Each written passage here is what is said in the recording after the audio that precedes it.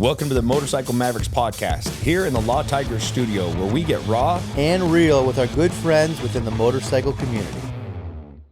Welcome back to the Motorcycle Mavericks Podcast. We are here in the studio with a special guest. I would say a good friend of yours, Ari. A guy that I like to claim as a soon-to-be friend at some point. I'm going to continue to earn my way with this guy. If you're lucky. Well, yeah, and it's a guy that I've looked up to. He's done a lot in the motorcycle industry, so I think it's a good thing to have him here. So it's very exciting. My honor to bring in Mr. Paul Yaffe.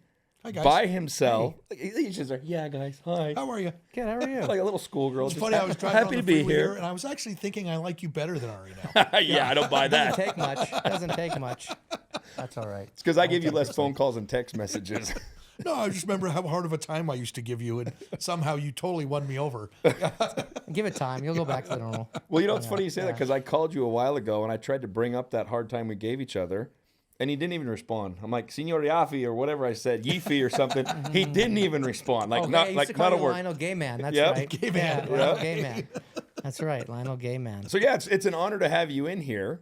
And, I'm honored to be here. You know, what we do here with Motorcycle Mavericks is we literally want to just get raw and real with people in the motorcycle industry. Yeah. And get to know the man behind the Yaffe original, behind all the baggers, all the glitz, all the glam, all the builds, and who's the real I'm down with Paul raw and Yaffe. Yeah, we're going to bring it to you. And Nothing to hide. well, you speak, hopefully you don't speak That's the too liquor soon. talking. Yeah. That's why we prepped it drinking, before the keep whole thing drinking. got started here. Keep drinking. So we actually on a previous podcast had Mark and his son, and he was saying about how happy he is you guys working together now. You're setting up at his place, and it's pretty cool to see full circle now, all of us working together. you Yeah, know? there was a lot of crazy drama there, but turned out I was defending the wrong people. That's right. we won't elaborate on that. That's all right. Yeah. That's the truth. Yeah. Right. So now, a question. At the end of it is my wife. Right? Of course. And so Of it was really about my wife and her girlfriends. Yep. And then her girlfriends turned on her, and then I didn't need to defend them anymore. That's right. So So at the end of the day, we're all happy. We're all set up at the Roadhouse for several events a year, right? we're all good, And it's great. Yeah. It's great. So as it should be. all is well. Right. So a question I really want to start this whole thing off is, as long as I've known you, seeing your builds, what you've done, you've developed, I don't know the start of Paul. Like, were you an MMI guy? Were you a Wyotech guy? Were you just a guy in the garage? Like, what got Paul Yaffe where he is today? We're not talking fetus here. We're talking. Yeah. So I was just thinking, He was I conceived born on a black child. Adopted by Russian immigrants. Yeah.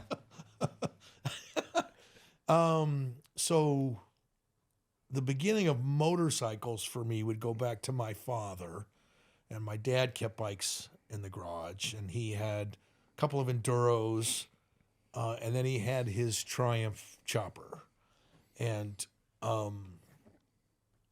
neighborhood I grew up in the San Fernando Valley, which is, to me, I believe it's the birth of hot rod culture. 60s, 70s, Southern California, cruising Van Nuys Boulevard, and all the iconic things that you can muster up that come from, SoCal or California as a whole. But that was my influence. My introduction to motorcycles was, growing up in the neighborhood I grew up in. I won't get into all the trials and tribulations of my family, but we had a big neighborhood full of kids and hoodlums and older teenagers who had, KZ 650s and Honda 754s, and they would, rumble in the Stoner Park at the end of my block. And Weren't you dealing drugs at that time to those kids? I wasn't doing any drugs to those kids. Yeah, no, I was 9. Yeah, Oh, okay. I was starting that shit That's till I too was young. 10. Right. Okay. Yeah. He had to mature up to that level. No, I wasn't entrepreneuring until I was like 10 and a half. Okay. So it was just the area I grew up in and the influences of it. And everybody had a Vega or a Camaro or something on cinder blocks in their driveway. and they were going to put a V8 in it. And it was dirt bikes and Husqvarnas and Makos. And like I said, the older hoodlums who I idolized, and I know every single one of their names today. I could tell you, 50 years later, I could tell you what their names were. These guys were my heroes. But it was just what I grew up around, right? And we would all, the younger kids, my age, 9, 10, 11, we had dirt bikes, and BMX was a big thing, and we would chop up our parents' lawn furniture and make choppers out of our bikes and like chop up the aluminum poles and stick them on the front end and extend our wheels out. And we had Jammer Cycle in our neighborhood, which was this crazy chopper shop, like a 70s chopper shop. And it was, iron cross sissy bars and long chopper frames. And we'd just go stick our faces against the windows and look at all this stuff and then go home and try to emulate it for $1, and we had Lumber City in our neighborhood, which was the Home Depot of then. And we would always go and check out the newest spray paint colors when they got it in, and we would sand our frames down and hang them up in our parents' garage and paint our frames and make these, bikes, right? Or anything we could think of to chop up and, make into something. And that was just the neighborhood I grew up in. That's the culture I grew up in. When it actually turned to motorcycles, so when I was,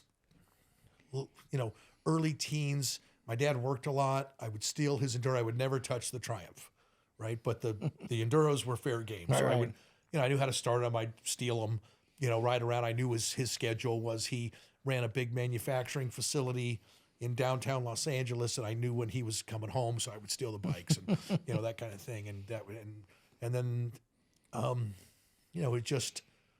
it just grew into this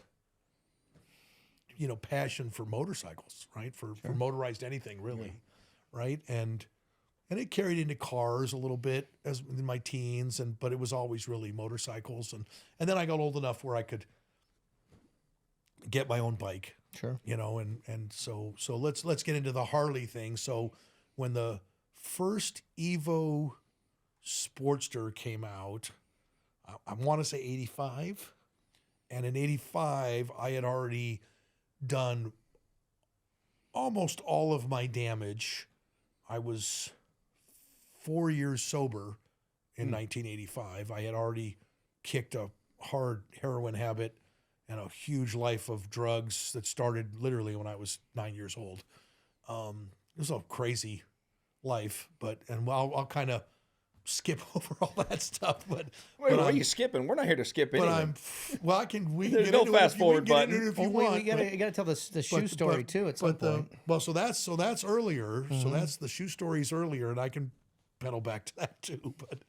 But I bought my first Harley when I was in 1985. Harley came out with the 883 Sportster, and you could buy one for $39.95. And if you kept it for a year, within a year you could give it back to them, and they would give you full credit for it to trade up to a big twin.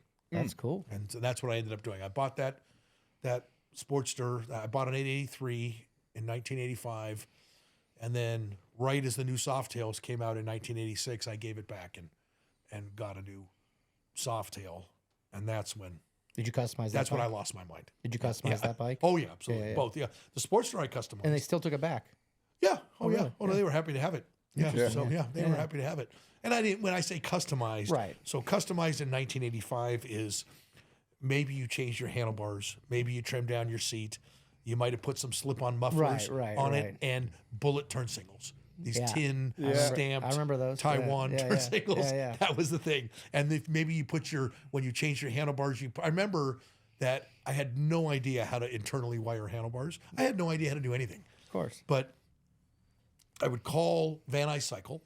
It was in the valley where I lived in the area, and I would say, how much to install bullet turn signals? And they'd give me a price. So I'd save that up, and then I'd try it myself. And if I screwed it all up, I knew I could always go over there and have them bail me out, right? So same with, I remember the first time I internally wired a set of bars, and I looked at the wiring connectors like this, meaning the wires were falling out the back of them, and I was looking at the front, and I made a schematic, right? Well, then when I put it all back together, I was looking the other way where the wires went in. Yeah. So I pushed the horn, the bike started. I turned on the high beams, the horn went off. It was like, Nobody can steal your bike. And I realized that I had done it backwards, and I think I tried to undo it, and failed and had to take it to Van Nuys course, Circle and yeah. fix it.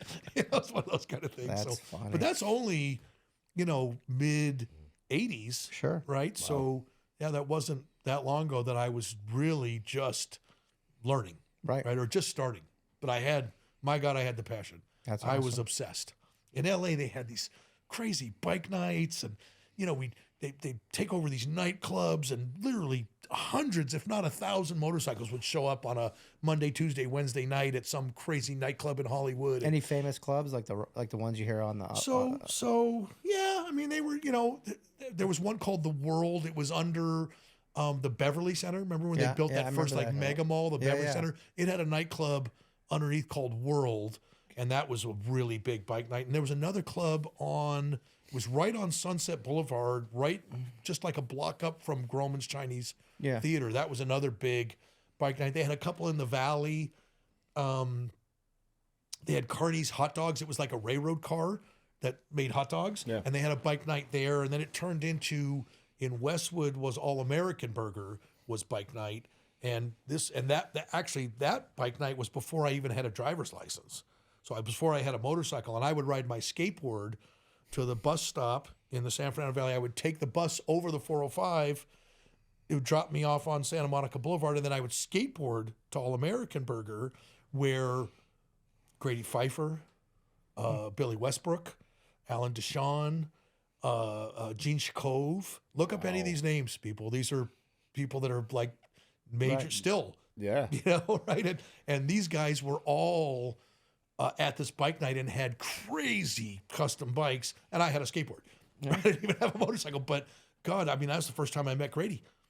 And Grady jumped forward 20-something years. Grady sponsored me to be a hamster, right? Wow. And we're dear friends today. That's I'm building crazy. him a motorcycle in my shop right now. So I saw some photos he showed me of like when he was in like his 40s and 50s. He had it's a good looking dude. He's still a good looking guy. I mean, at 82, yeah, we should all be Grady at 85, 100%. right? Yeah. But I saw him like, man, I saw a bunch of photos he showed me throughout the years. It was pretty cool. He's 85. He has the hottest wife. Yep. Right. He's totally still has his thick hair. Yeah. He's still rocking it. He's that's awesome. He is a classic SoCal.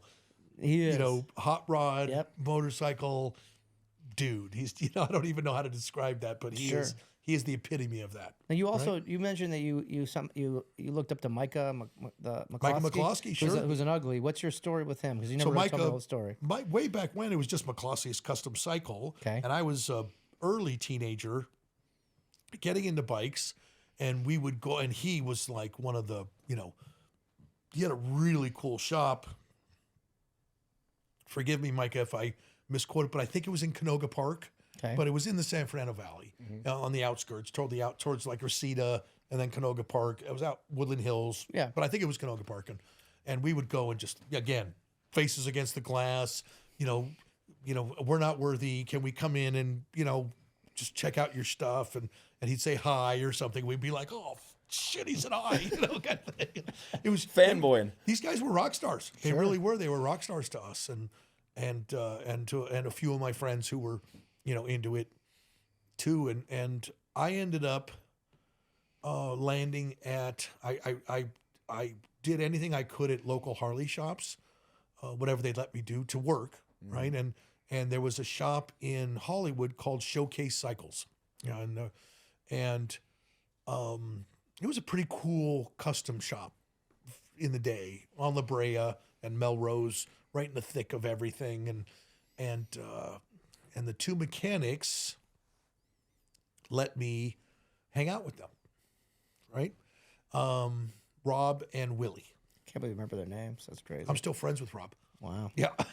So Willie, I haven't heard from in a long time, but Willie Heigland, God, and Rob. Anyway, so those guys, and then there was Steve, the owner. And there's several characters that went through there, but the bikes that went through there was like Mickey Rourke's Harley and the Marlboro Man bike, and the Colt, the lead singer of the Colt, Ian Asbury, did his bike, and there was some pretty, and there was what was this guy's name? Tom, he's a Bay Area guy now, red haired like me, big ZZ Top beard. God, this guy was building he was a machinist.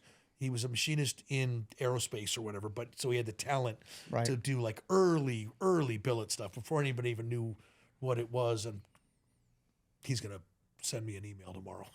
So what'd you do there? Did you build bikes? What did you do? No. I did not build bikes. Oh. No. Just tinker or just watch? I would clean oil pans. Okay. I would receive parts. I would hang around. I would do anything. You were the lot tech. They would let me do anything they would let me do, right? I would just hang around, and they'd teach me things. Hey, come here. Let me show you. We're driving these fork seals. Let me show you how to put fork seals in properly. And anyway, long story short, how did you guys learn to do this?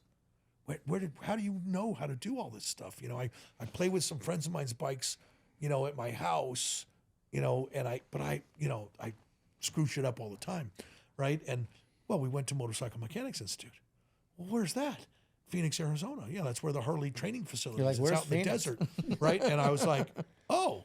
And funny thing is I knew where Phoenix was because I used to, I don't even know what you call it, moonlight for an exotic car dealer who would hire me to drive exotic cars to Phoenix. That doesn't suck as a and job. fly home. Jeez. Yeah. That sounds like fun. Any given weekend, I'd be in a Rolls Royce or a Mercedes, whatever. Wow. Or some, $100,000, $200,000 car at How old are you? 19? Jeez. Yeah. And I would rip these. I'll say that cars company was a across bunch the of desert, idiots. So I don't buy used cars. And I would deliver these. No, these ones are new. And I would deliver these. And I would deliver these cars. They'd trade back and forth. And it's funny when I moved to Phoenix. That same one of the I don't know, extensions of that car company had me shop for cars all the time in the car trader. I'd find them old Austin Healey's. I would find them love those old. cars. I pulled a couple of 190 Mercedes Gull Wings out of the Holy weeds and moly. just junk. Really? And, Worth a yeah, it was, fortune, it was a company called the Checkered Flag. They had a exotic car dealership in Marina Del Rey, across from Bartels. I never knew that about you. How Across long did from you do that job Bartels. for? What's that? How long did you do that for? How long? Oh, it was just a money making thing. So It was just once in a while while? I was in school. They would say, "Hey, shop the papers, and if you find a car, tell me what it is, and I'll send you I'll wire the money. You can go get it. We'll come pick it up in a truck." Wow. And so I would just, every once, I don't know, maybe once a month I'd find Austin Healey's. I even found a couple Austin Martins. Really? You just do barn find stuff. That's It was crazy. junk. It was all junk, but that was their business, was to restore this stuff or whatever. So I got a little education to some of that stuff. The funny thing is, I'll look back at it now and go, "Oh my God!" Yeah. I pulled that. That gold, I pulled 190 that gull wing Those are out worth of the like dirt for huge. $2,000. Yeah, those things Yeah, are worth I gave that gosh. guy a couple grand to pull it out of That's the dirt, nuts. and, That's and it had nuts. his whole yard growing through it. That's crazy. But the body, Yeah, it was right, fine, just the yeah. aluminum body is worth, yeah. But it was a great time to That's awesome. be young and doing all that stuff. So where did the shoe? Tell us about the shoe thing and where did that fit into your? Oh God! your life? So I'm gonna say this is late '81, early '82. I was living in the Valley with my parents. I was working late nights as a bouncer at nightclubs through friends or whatever. I had met these nightclub owners, and I looked good in a suit. And I'd put on sunglasses and stand there with my clipboard and have 2 slabs of beef, on each side of me. And that was the game in LA at that time. You couldn't just walk in and pay your cover charge and go into a club. You had to be chosen. Yeah. And so I was the chooser at some of these things, right? And I had this long red hair and, like I said, Like an 80s movie. I just had, right, exactly. So I'll tell you a funny story about that when I moved to Arizona, about this actor I used to get mistaken for all the time here in Arizona. But so shoes. So I was working in the mornings. I was working at a delicatessen, Froman's Delicatessen in Encino. That's not a Jewish thing. You is don't it? think? Yeah, of course it is. Abe Froman. yes, that guy. So, this family used to come in and have Sunday dinner with me, and they'd always request my section, the Rosenthals. And the Rosenthals would come in and have family dinner, and Morty was an old shoe dog. He was the father, right? Morty Rosenthal. So one day Morty said, and I was a funny waiter. You don't say. I was just I just had a sense of humor about things, and I was sober, and life was good, and I was in a pretty good place in my life. I was getting past all the I want to say mistakes of my youth, but I was still quite a youth. Right. And, but I had gotten past that, and yeah, things were good. You know, I was the kid, like, you know, the grandma would say, my coffee's cold, and I'd stick my finger in it and then taste it and go, no, it's not, and walk away, you know, just to leave the shock flood, and then I'd bring her back a warm cup of coffee, you know. So anyway, Morty was opening a store called the Shoe Club in Encino, and he said, you know, I just think you'd be a great shoe guy. He goes, I just think you'd be a great shoe salesman, and he said, I'll guarantee you'll make double what you're earning here if you'll leave and come work for me. And so, you know, I don't know, I was 19 years old, whatever. I said, yeah, I'll do that. So we went, we opened the Shoe Club. He was right. I was really good at, you know, just charming the ladies and selling lady shoes or whatever. And it was good money. Did you get laid any Never. women? Yeah, No? I don't. Yeah, I won't. I can neither confirm nor deny those happenings. But there was a big stockroom in the back of the There you go. place. So, yeah, I just envision an Al Bundy situation here. Bundy's got nothing on me. Now, my buddy worked at Dillard's in women's shoes, and he so dated all these women. It was like the perfect place to like meet women. So Nordstrom's ended up becoming my biggest customer, and I'll tell you why. So one day, a gal came into the Shoe Club, and she had a very specific need for some boots. She ran an acrobatic company who did dancing and cheerleading and all kinds of stuff, and she needed these special last with a thicker heel that would support them as they did their stunts and so on. And I did a lot. At this point, I was managing. I had already become the manager of the place, and I was dealing with all the companies that sold shoes. And I knew of this company that made nursing shoes, like heavy industrial kind of. And I said, you know, I'll bet these guys have a last that I could. A last is the shape of a shoe, and I'll bet these companies have a last that we could do something and then stitch a tight upper to it for a tight calf boot. So she turned out to be the captain of the Dallas Cowboy cheerleaders. No way. Yep, true story. So I actually designed boots for her with this company, and she loved them, and they ordered whatever they bought from them, hundreds of pairs of boots, right? So it was a good sale for me. Yeah. And then the company that I had solicited to make these shoes said, what other ideas do you have? And so long story short, I had a lot of ideas. And Morty and his partner, Mike, who was his attorney, who were the money behind this thing. I was a kid. I didn't have any money, but I was earning some dough at the time, you know. So here I am. I'm 19 or 20 years old, and I'm banking $100,000 or something Really? in LA. Right? Yeah. Oh yeah. Yeah. I'm Good for making you. money. Hawking shoes. And I'm buying motorcycles, and I'm driving a convertible 63 Eldorado Biarritz Cadillac. And I'm still living with my parents. Of course. I'm still at home. That long red hair flowing in the I wind. got the long red hair, and I'm fitting right in. So it sounds like this is kind of the starting point of your design of design. This was the first things I designed. Right, right. Yeah. So Morty and Mike ended up buying the company, the nurse shoe company. It was called Zodiac. And I don't know if either one of you are old enough to remember Zodiac. Yeah, I've heard of it. Shoes. Yeah, I've heard So of that it, was yeah. the company. So that was my company. Yeah. So I started Zodiac Shoes, the fashion Right. company. And it was all those, and we had all these really cool shoes that you could put on different patches, and you could do like a leopard top and suede sides and a red back, and you could build your colors. And Nordstrom's was a monstrous supporter. And then we made women's fashion Western boots. Okay. And this is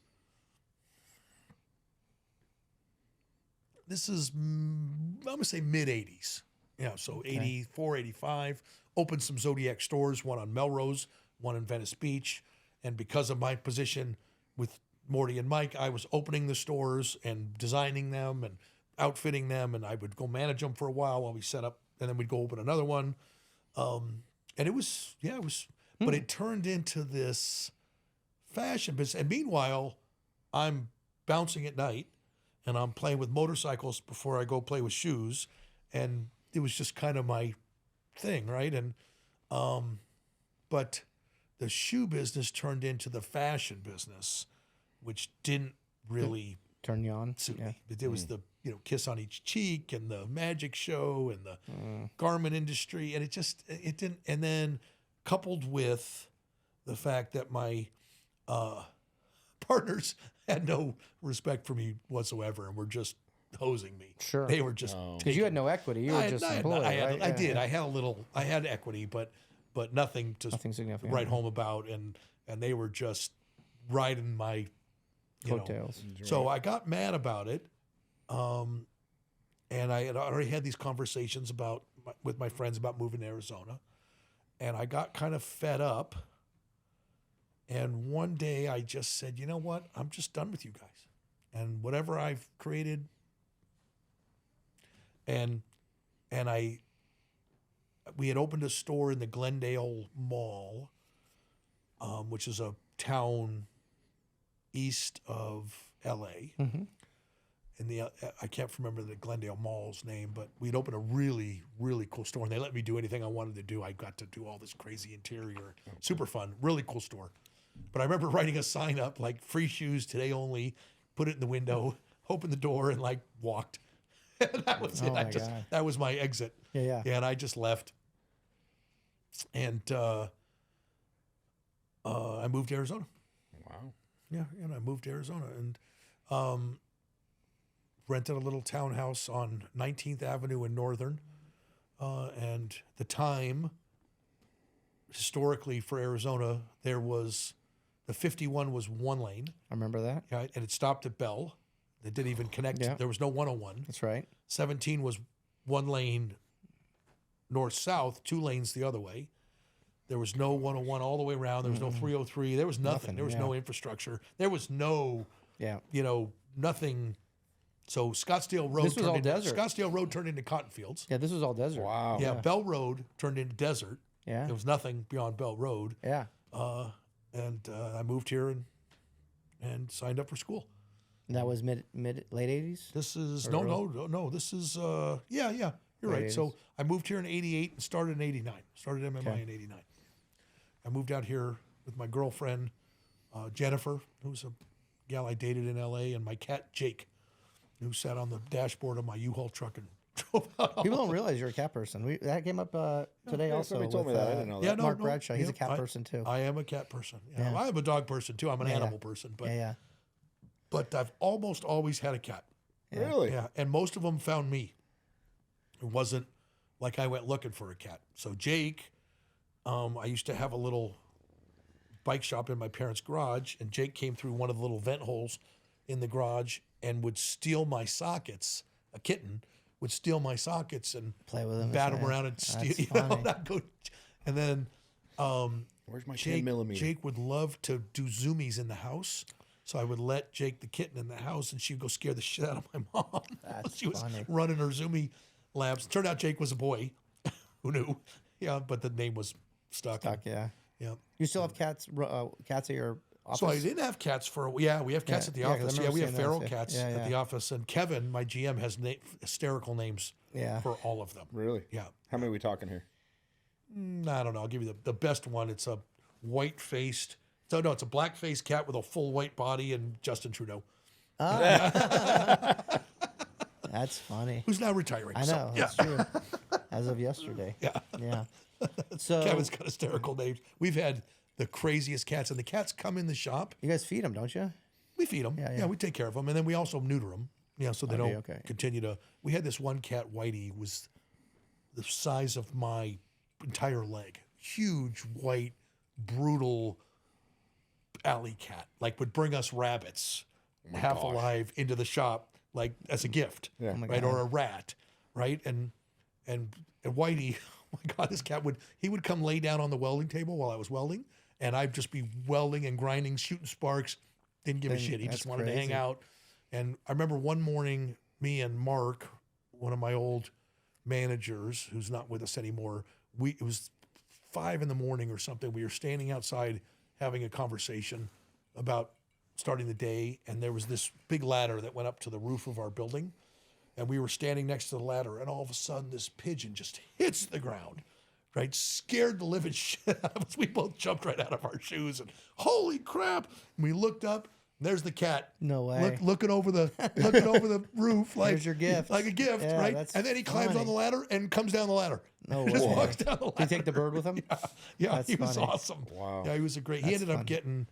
He used to have puncture wounds all the time, and he'd get fights with a dogs rough and guy. whatever. But one day he showed up, and he was dragging his hindquarters. He had got hit by a car. Oh, that's We terrible. took him to the vet, and he was. Yeah, his whole rear end was crushed. That's and horrible. So we had to put him down. But man, I like that cat. Yeah, So, MMI, and then what happens after MMI? So while I was in MMI, Jack Gould, Yep. who, if you're not familiar with Jack, he's been my partner since the beginning. Jack and I met at MMI when we started theory classes at MMI. Jack was a war or a Army vet who specialized in wiring nuclear warheads. And we became friends in our clinics, which is when you're doing a lot of paperwork and a lot of, book theory on four-stroke engine theory and stuff. And Jack was smarter than me. I had the kind of creative side of things, and Jack was the nuts and bolts side of things. And I didn't know that he actually wired nuclear war. That's like quite the job. well, so where Jack really, where Jack Get done with really that had and then go to motorcycles. Well, eventually Jack had to pick me up and put me on his shoulders and carry me through part of school. And that was electrical theory. When it came to electricity, I Didn't get it. didn't get it. I Really? wasn't getting it. And Jack would come over to the house and he explained it to me in a way that I totally got it. Right? Totally got it. And by the time he was done with me, like right now, I could walk out in the yard and you could show me a motorcycle and I could draw a full schematic for that bike and make a complete custom wiring harness for it and it Wow. would run perfectly. And that's because of Jack.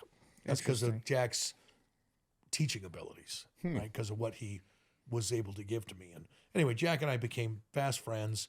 And there's some great old pictures of me and Jack, like, in the early, in the late 90s, sitting at like IHRA drag events, and we look like we're 8 years old, sitting on these bleachers. And they're great. But anyway, yeah, so Jack and I went through school together. So Steve, who ran Showcase Cycles, who I worked for on Melrose. Yeah. Steve, so that was a extracurricular company of his. His real business was horticulture. And he was really good. He had a ranch or a farm in Oregon, and he was really good at growing things. Okay. And it was a big business for him. But sooner or later, the federal government caught up with, I don't know if he wasn't paying his taxes on his horticulture or Maybe what. maybe what he was growing, perhaps. I can't say, but it became apparent to Steve that he was going to go spend some time in the Federal Holiday Inn. And so, unbeknownst to me, Steve loaded Showcase Cycles in a U-Haul van and drove it to Phoenix. And he showed up at my townhouse in Phoenix in this big U-Haul van and said, "Hey," he goes, I have all this stuff and I'm not going to be able to do anything with it. So he goes, "So I can't think of anybody that I think would put this to better use than you." Excuse me. And so he gave me this van full of everything that was his shop. Wow. Machinery, inventory, tons of parts, all kinds of stuff, right? And he just left the whole thing with me and he said, Wow. I've never heard from him again since. Isn't that crazy? Is he alive? Yeah, never. Yeah, Yeah, I still think he is. still I don't know. But he never came back to That's check on me. amazing. So Jack and I had this. Well, you didn't visit him. You didn't ride him. I don't even think I knew how. I didn't have that number.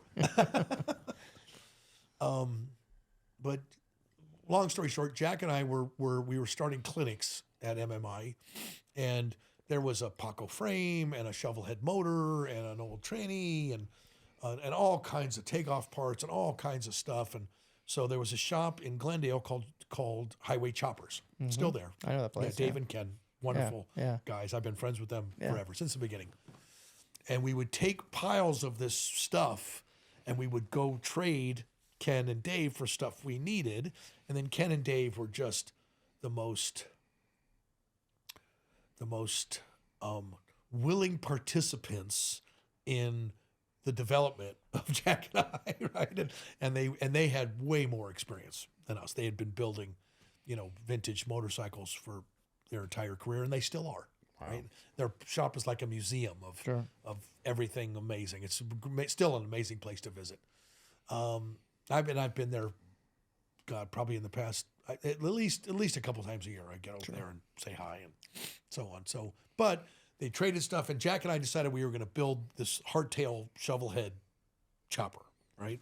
And so we went to doing that. The instructors let us bring the motor in, let us do extra after hours work and extra, for the students who wanted to hang out. We rebuilt this motor and so on. And then Jack would, at night, we would go to my townhouse and work in my garage. And we also had a little shop. I had a little business cards called Paulie's Cycle Shop. Nice. I had, Staples or something. I always thought Paulie was a funny name, right? So, which people still call me that a lot. But, and it said, there was like a little starburst on it. It said forgotten craftsmanship. And I remember like in the early days of Pavilions, which is, for those that don't know, in Scottsdale, there's a McDonald's restaurant. It's kind of set up like a 50s diner. And every Saturday night they have a big hot rod and motorcycle show. That's been going on for decades. Back in my day, it was just cars. Yeah. And I would show up with a motorcycle and a lawn chair, and I would park one of my bikes there and sit on a lawn chair and pass out Paulie's Cycle Shop cards. And I was very hated for doing that. A lot of car guys invading got their very upset with me because this was a car show. And I'd be like, we all love it's choppers, it's cars. We all like this, but boy, I got lambasted for doing. But now you go there, and there's a big motorcycle contingent there. And my early customers, when I opened up American Legend Motorcycle Company, we would all meet there every Saturday night and kind of hang out, and then we'd all go to dinner together. We'd take over like Bandera. Remember Bandera? Sure, I remember that. Scottsdale Road. So we would all go and take over the big tables at Bandera. We'd park bikes all in front, and so we had kind of our own bike night kind of thing. But just crazy history. So. I think I covered the shoe question. So you and Jack are in school. Tell us about this whole like police bike thing, L.A., Phoenix, because that was you told me about that back in the day too. So while I lived in L.A. and while I was doing the nightclub thing or whatever, I met a guy who ran the Highway Patrol police auctions. Back then, Highway Patrol bikes were FXRPs. They weren't FLHs. They were FXRs. Dressed up for police service. Which is awesome. FXRPs. And the city of California, the city of Los Angeles, the state of California, would decommission them regularly 30 to 50,000 miles, depending on the motorcycle. And they'd run auctions and auction off these bikes. Sure. Right? So it was a silent auction. You'd put a bid in and seal the envelope. And I had, through living there, I rode an FXRP. That was my first kind of custom FXR that I customized, was an RP. But I left LA with that connection. So Arizona at the time was like one custom shop, 2 dealerships, no aftermarket, anything. Right. I mean, there was nothing going on. It was wide open. Right. And Buddy Stubbs is one of them, right? Buddy was one of them. Yeah. And Glendale Harley-Davidson. That's right. I remember which was actually on Grand Avenue. I remember that. Now it's Peoria. I remember Harley-Davidson, but way back then it was Glendale. There was no Scottsdale. Yeah. There was no Chester's, which is now in the wind or something, and no Superstition, Justin, our friend. None of those existed. Right. Even Rick Hatch. No Stafford, nothing. So, and then there was a couple of custom shops. One, they were old, like HA chopper shops. They were. Anyway. So, remind me of the question. About the bikes, FXRPs. Oh, so the RPs. So, I called this guy and I said, "Hey, we'd like to get a couple of these bikes. Jack and I would like to." At the time, FXRs were all the rage, and guys were tearing all the stock stuff off them and customizing them. Right. So Jack and I would bid on the bikes, and it was really me. I would bid on the bikes, send an envelope over, put a little extra, hay in there to make sure I got a couple. Of course. And as soon as we won a couple, and we're talking, we'd get I'd get one for $1,200, one for $1,600, and these are 30,000 mile FXRPs. That's just in perfect How it condition. was. in perfect condition. Yeah, just mileage, right? And then Jack and I would jump on a Southwest flight. We'd land in LA at LAX. We'd run over, take receipt of the bikes, pull them in the parking lot, just give them a quick once over, retard the timing, make sure everything was good to run, and we'd jump on them and we'd ride them all the way back to Phoenix in the middle of the night. Yeah, and we'd get back, sun up, stick them in my garage, jump in my bright orange Chevy C10 stepside, and run to school, and start school at 7:00. Crazy. Yeah, that's what we would do. Then we'd be in school from I think 7 to 3. Then we'd get out, take a nap. As soon as the sun went down, we'd be up in the garage, tearing them apart, Building them. going to swap meets, finding stock FXR parts that were all over the place, and we'd turn them. We'd literally rip the fairings off them, the bags off of them, sirens, all the cool shit, floorboards, all the stuff that wasn't cool at the time, Right. and throw them in the dumpster. And now that's what everybody wants. If I had all that stuff, I threw away now. What'd you sell those bikes for once you customized them? We'd sell them for depending on we'd find a local guy who could just paint it solid blue or solid red Right. or something for us or whatever. We'd put a stock seat, stock handlebars, and, and they looked like kind of FXRs when we were done. I don't know, $6,000. So you'd make a couple grand though, right? Yeah, Easy. no, we'd buy, and the parts back then, we'd buy a seat Right, for for $20. We'd nothing. buy this for $10. We'd and our labor didn't count, Of course. because we were learning, and we just we'd have $2,000 or $3,000 in a bike. We'd double our money. That's great. Yeah, and hey, paid our rent and got us going to school and so on. I got really lucky with school because, so this whole time we're talking about, I'm sober, right? I was sober from 1981 for 20 years, right? So till 2001, Wow. I had almost 21 years of sobriety through all of this, right? I didn't drink, I didn't use anything. I was a recovering addict. And one day Jack and I were in school, and a lady came into our classroom. It was when we were still in theory. That's called, it was theory and clinics. So theory was the bookwork, clinics was your hands-on. Right. So we were still in theory, which was a 6 or 8 week deal. And this guy got pulled out of class, and he was a little upset about it. You could see he was upset about it. And she was like, "I'm sorry, you're just, you're not making the grade, and we have to. This isn't the job for you." And pull him out. And I was like, and so the class was a little disrupted, and somebody asked the teacher, like, "What was that all about?" And he said, "Well, he was here on a state scholarship. He's here being rehabilitated because he's an addict, and he has to keep an 80% GPA or whatever, 80-point GPA, and he's not doing it. So they're gonna reassess him and find out something he actually can excel at." Digging ditches. Well, I'm sitting there and I'm like, well, I'm an addict, and I want to be rehabilitated. Where's my money? So I asked the teacher at the end of the class. I asked him, "Tell me about this, clinic or what?" Because I was paying my own money. Right. So I went down to the state. I applied for this funding, and they put me through a series of tests and stuff and so on. And I ended up having to sit in front of a group of state employees and tell them my story, like I was running an AA meeting or whatever. And they ended up, long story short, they ended up giving me a full ride scholarship. The state of Arizona gave me a full ride scholarship to MMI, paid my $14,000 of tuition, Wow. paid off all my student loans, and bought me probably $10,000, $15,000 worth of tools and some toolboxes that are still in my shop. If you go in the fab shop, those Craftsman boxes are still the boxes they bought Holy me, cow. and they're still full of all the tools that they bought me to start my business. And they basically gave me a leg up Right. to start my business. And I was supposed to have to report to them for 2 years.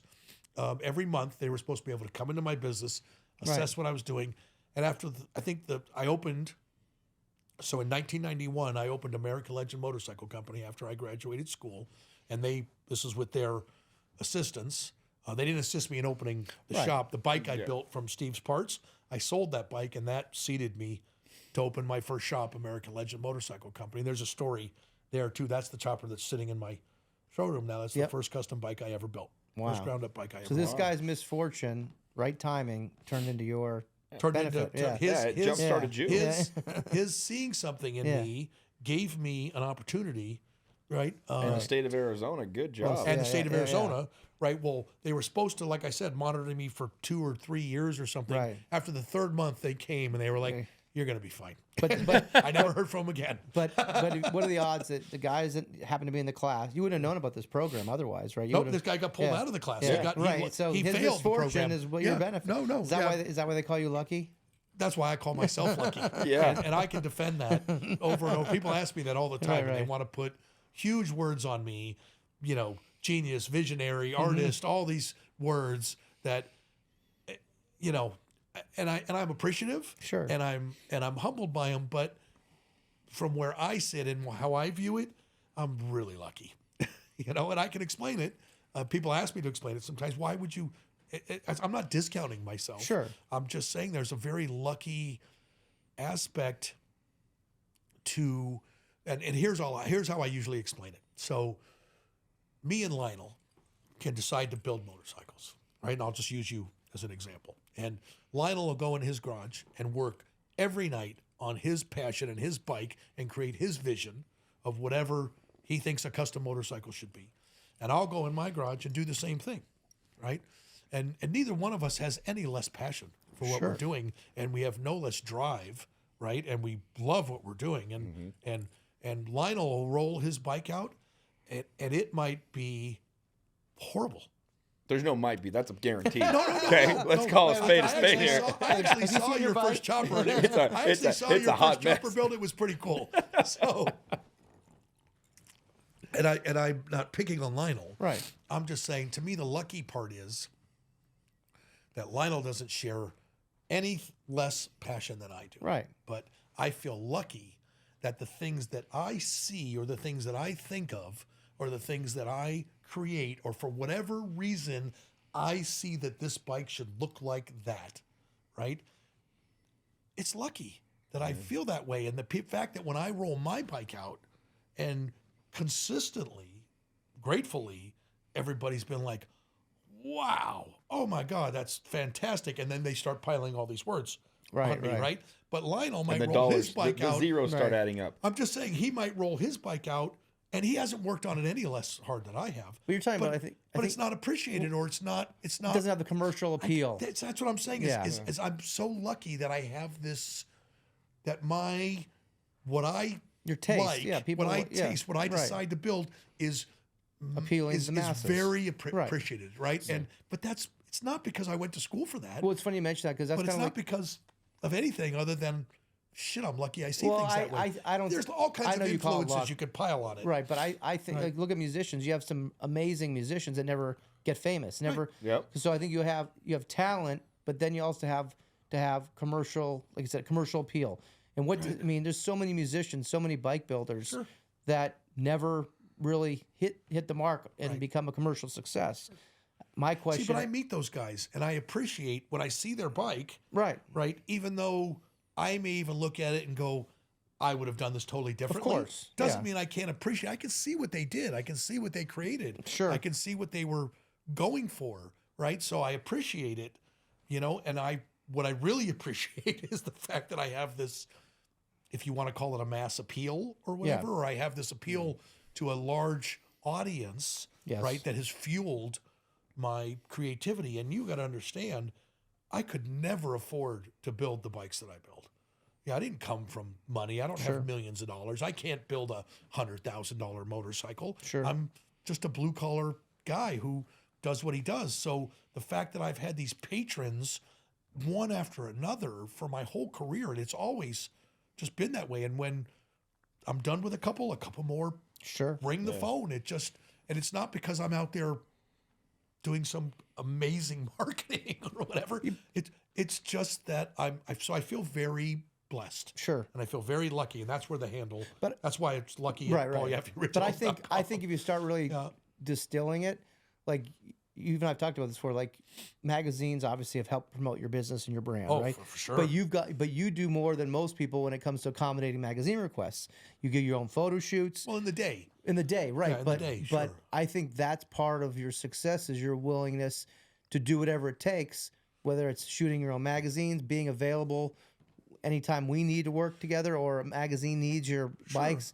And not all builders and people are like that. They're not as accommodating and willing to hustle and do whatever it takes to make shit happen. And you've always, from my perspective, been willing to do that. So I'll translate that. Yeah. So there's a ton of ego Yeah. in this business. And some people really Sure. take it farther than it should be, right? We're all Did you just hear name names? We're all just mechanics, right? And we're all just That was a we're all question I was just going to ask. wrenches. Who has You no can- business in the motorcycle You industry? one can of my build it up. questions, You can actually. build it up as big as you want, Right. But I'll look at my wife when we're, standing at the top of the Duomo in Milan, and I'll look at her and go, "A crescent wrench put us on the top of this building, right?" I'm a mechanic. I'm a grease monkey, Susie, and I'm dirty every day, and somehow this blessing, right, has put us in all kinds of places in the world, right? And even with a status that I often feel is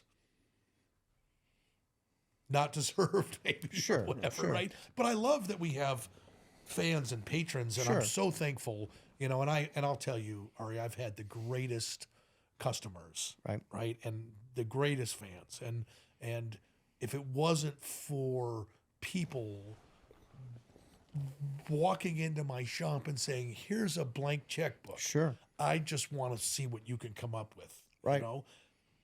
I mean, that doesn't happen to everybody. No. You're right. Right. But You're a lot right. of people don't get that opportunity. Very few. Right. Very And few. I somehow, since the very beginning, when I opened my first shop, American Legend Motorcycle Company, I had a partner, Greg Mastriani, and I had a partner, Owen Lewis. I sold that bike that I built for 10 grand. Owen gave me 10 grand and Greg gave me 10 grand. And we used 30 grand and we opened American Legend Motorcycle Company. I didn't know how to spell business, yet alone run one. Right. They made me go to Scottsdale Community College. They made me take business classes. Wow. I still have my Diploma.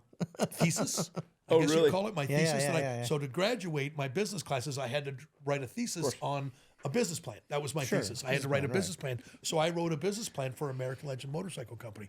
One of the When few you're guys at that the wrote shop it that next actually time, put it. I could pull it out of a file and hand it to you, wow, and it's in that's this cool. black manila envelope, and it's all sealed in plastic. Sure.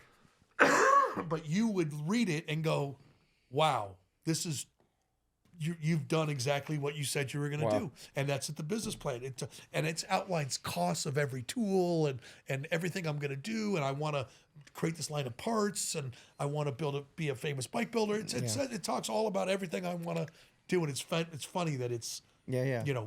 almost 40 years old.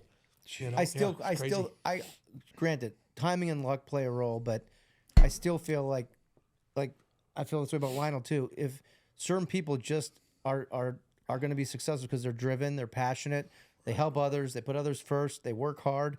So you can call it luck, but I still feel like some of it's God-given talent, right? You're a really good 100%. designer, and that's something that you just Sure. have. Right. But the other things, the drive, putting others first, trying to figure out how to get shit done.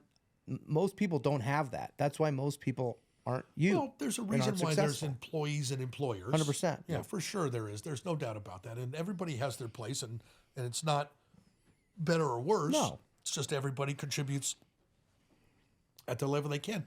I've carried over the past 35 years of business, and right? I've carried unbelievable amounts of weight Right. on my back trying to achieve my goals and achieve my dreams. And some people carry it well. Right. And it's just part of the deal, right? And some people would completely crumble Right. under that and couldn't handle it. So that's a gift, Right. right? It's a gift. It's 100%. nothing. It's nothing I went to school for. Or Sure. Nothing, And I always tell people, always talk to me about, hey, if I was going to get in business, I could tell you. Basically, what I'm saying is, I can tell you everything not to do. 100%.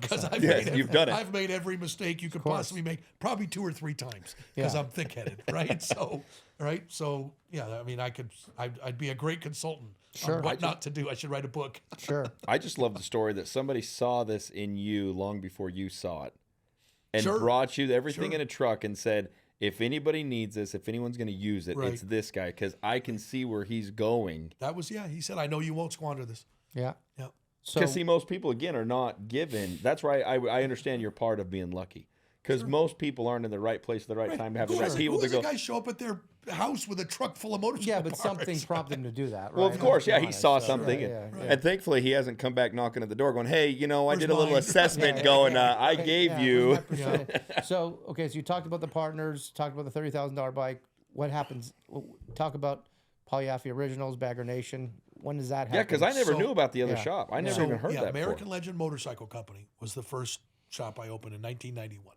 Okay. So, and then I had one part of the thing I said in my business plan is I wanted to create this line of products called Beyond Bolt-On. Right, Cool. that was my name, and I also want to be famous as Paul Yaffe. Those are my three goals. So in '91 I went off. That was my plan.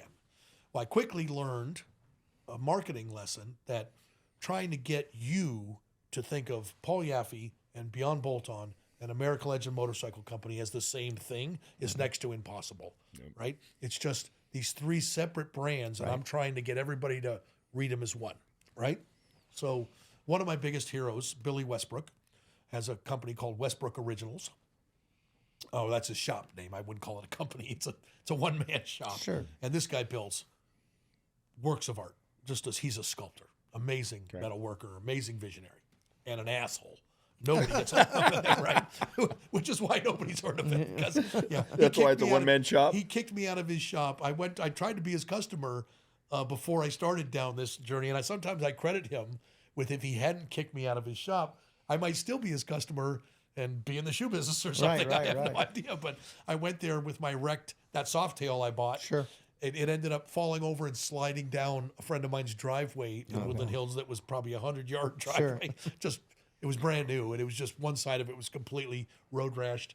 And I got an insurance check for, I don't remember, it was $8 or $9 grand, which is more money than I ever seen, right? So I went to Billy and said, I got this check, and I got this Softail, and let's build a bike, and I want to do this and this and this. And he was like, oh, yeah, no, we're not doing any of that. He's like, no.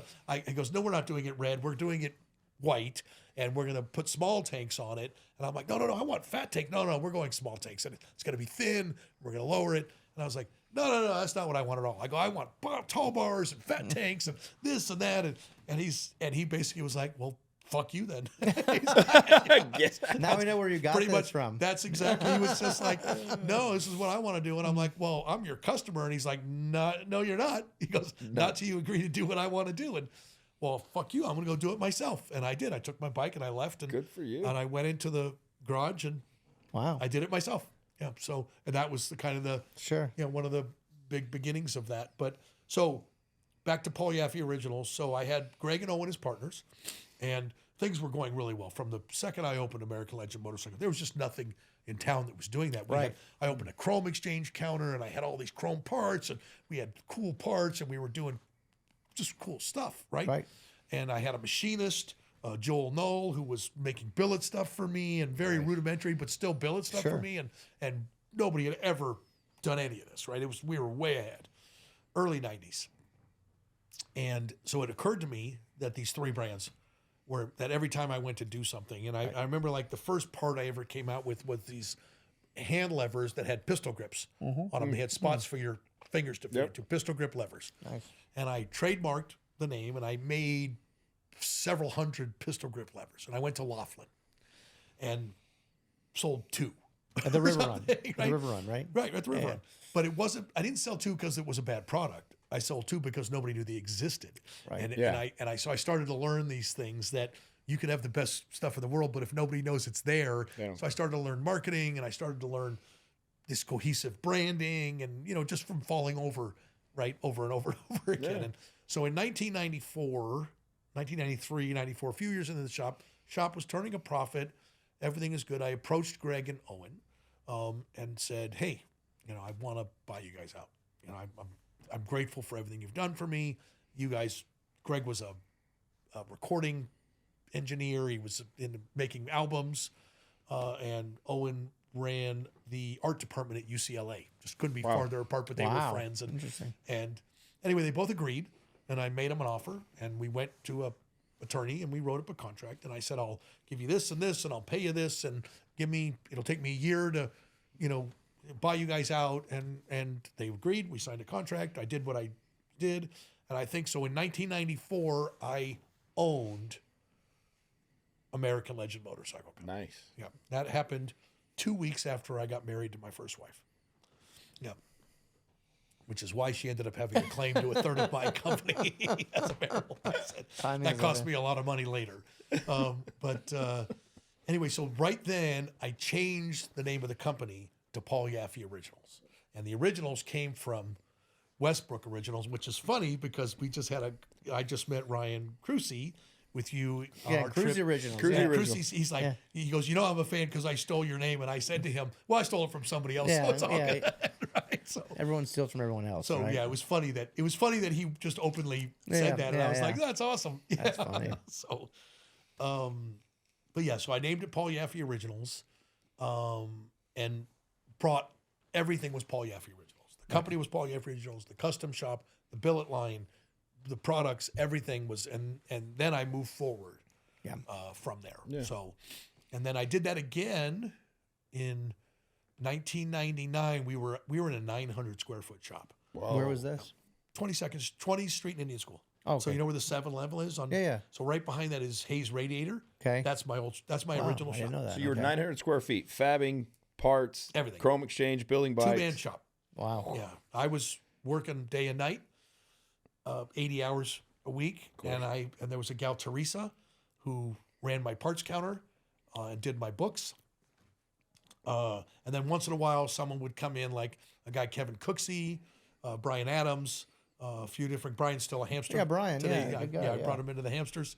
The first guy I sponsored. Yeah, great guy. So he's like a son to me. So, and there's other guys. Kevin Krieg was a graphic artist, marketing guy he helped me build out the new shop. So all that stuff in the new shop, all that wood and the brothel upstairs and all that. Me and Brian and Kevin built all of that. We built all that stuff. So, and there's great stories to that too. All that rotted, corrugated metal that's up on the roofs and stuff. Yeah. You cannot rot that stuff. You can buy it new from Home Depot. You cannot patina that stuff and make it look that it'll take you 20 years. Crazy. It's so durable. Right.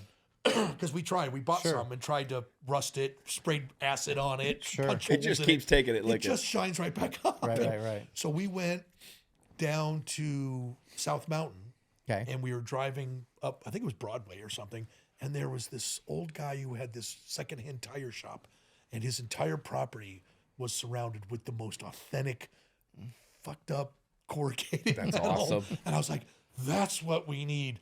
So we went and loaded up the truck with brand new stuff, and we showed up on a Sunday morning at his place and told him he won a contest You swapped for him out? community renewal, and we were going to build him a new fence. And he was this old gray-haired black guy. He was just a sweet old guy, and he was like, "Praise Jesus!" And he was so excited. So we spent the day swapped him out. building him. We You built ripped him a all of his brand new old beautiful corrugated. fence. And you took his old we stuff. took that stuff, and we were just like, "Yes, That's awesome. And that's what all that roof. Yeah. That's Oh my all that- gosh, where all that's that roof funny. came from. So when did you move into the location you've been in now? When did you move there? 99. You've been there ever since. Well, we took over the first suite. There's 2 suites. right. There's actually 3 suites. Right. So we took over the first suite. It was about 3,000 square feet, and that was our entire. We were going to but it was 3 times the size of what we course, had. yeah. So we thought it would be plenty of room, but we were trying to build bikes and fabricate in the same room. Right. Like where Jack and Jaden are Right, now. right. That room was assembly and fab. Sure. And we immediately realized you can't do this two together. But next door, the building next door where the CNC shop Yep. is now, that was a candle factory. Oh wow. I didn't know And that. they were getting ready to move out. So we took that suite, and then we kind of remodeled it. They were just 4 square walls. All the interior building in there was not there. I did all of that. Wow. Yeah, so the second floors, the service area, the showroom, the offices, none Yeah. of that. We built all of that. Interesting. So, yeah. So I took on another set of partners. I had 2 customers, Richard and John, who were both pawn shop guys and customers. And when I was in the small shop, I had talked to them about, man, I need some help. And they're like, dude, what do you need? We'll totally back you. You know, we just want to hang out with you and Sure. go to shows and ride choppers and be cool guys, right? And for that, it's worth some money. And so I think they each gave me $100,000, Okay. which was some really big money Sure. for me back then. And with that, I built out that new building. John had he owned commercial like strip malls, corner Okay. strip malls. He had this guy Quentin who did all of his build outs and stuff. And Quentin, I don't know where Quentin was from, but talk like this, and you can understand it. You can understand what he said. That was Quentin. But Quentin could put 8 sheets of 3/4-inch plywood on his back, and he was 100 pounds soaking wet, and walk up a 20-foot ladder Sounds and like nail you. Like nail nothing. every one of those boards to a wall, and Yeah. they'd be perfect. Wow. He was just a beast of a construction guy. Yeah, I knew that what he was was doing. his thing. And he was just, and you could never understand a word he said. But he did all the framing. He did the staircases, Mm-hmm. and John lent them to me, and we paid him whatever John's rate was Sure. for him, at the time. And but we built it all out, and then we took the remaining money, and we made this catalog. Not the first, but probably the third Paul Yaffe Originals catalog, and it was 10 inches tall by 20 inches wide. Wow. And it was this stamped, Velux sheeted, just amazing. I think we spent $80,000 Holy moly. making this catalog, right? $10 a catalog or something Wow. to print these things. But it was so far ahead Right. and it wasn't intentional. Of course. We just got lost with some graphic artist. Roland was the graphic artist, and he made some cool shit. But he made this amazing, and people all of a sudden thought we were this 2-block long, Right. white lab coat wearing, golf cart driving factory, and it really gave this impression. Sure. Because we were really still a small shop, but it gave this impression that we were this player, Right. in the industry, and it really changed things. It changed things, and we had partnered up with a factory in Canada that was making frames for us, and gas tanks and fenders, and we started doing these rolling chassis with the choppers and the Pro Streets when that stuff was really popular as we headed into the 2000s. And man, business was fat. We were just killing it. Was this direct to consumer, or was this through distributors, or both? Most of it was direct to consumer. We had I didn't have a relationship with Parts Unlimited yet, but I had a good relationship with Custom Chrome. Okay. I was part of their design team, and I did a lot of proprietary products for them. And I got big royalty checks from them every Nice. month for all the stuff we designed that they made overseas. We hadn't gotten into any kind Yeah. of importing Gotcha. yet or whatever. Everything we did was either in Canada, which I guess it's importing. Yeah. But back then, our dollar was worth $2 Yeah. in Canada. Oh, So yeah, you were gold. we were killing it. Yeah, Yeah. we had a little factory in Mississauga, and the guys were making some really cool stuff, and we were just, we were killing it. And it was great. So when did Bagger Nation come to be then? So, Where does that fit so in? in 2004, 2005, the Chopper Pro Street thing, which, I mean, you got to understand, we were shipping 10 or 20 rolling chassis out a week. I mean, Wow. we were just Holy moly. crazy. Yeah. Right? We were $6-8 million a year company. Wow. I had no idea what that meant. Sure. Right? I was just, I was paying myself $50,000 a year or something. Right. And it was just printing money. But I would spend it all on more inventory and more stuff and more designs and more product and building it into the company, because I thought that if you were going to buy a Paul Yaffe chopper or a Paul Yaffe Pro Street, I thought every part on it needed to be my product. Right. Okay. We didn't. The only other thing we didn't use that was our product was tires and the motor and tranny. Everything else was Wow. we made. Right. So when you got a bike from us, Right. it was all made by us, and for some, I thought that was very important, and maybe at the time it was.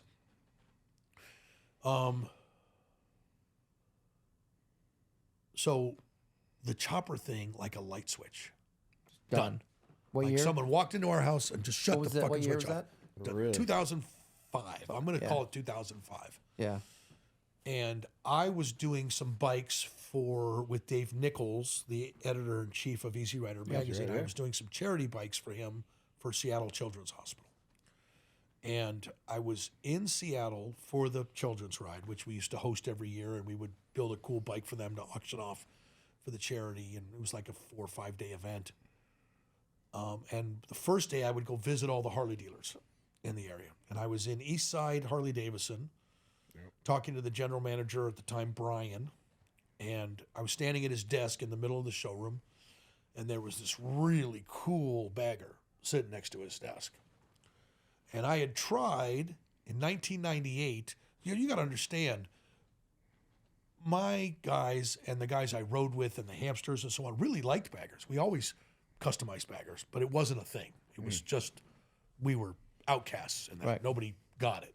We'd stretch our fenders and stretch tanks and take what called FLTs at the time standards, and we'd strip them. I had one of those. We'd strip them down. Yeah. We'd strip them down, right, and really naked them up, Yeah. and paint them, and we really like baggers. Yeah. So if you come in my office, on the first article on the wall when you walk through the door is an American Rider article from 1998, and it shows this bagger I built to ride to Sturgis, and the whole article is about how I'm going to build this custom bagger line, and I'm going to make baggers big, and I'm going to make them great, and I'm going to, I'm the Donald Trump of baggers.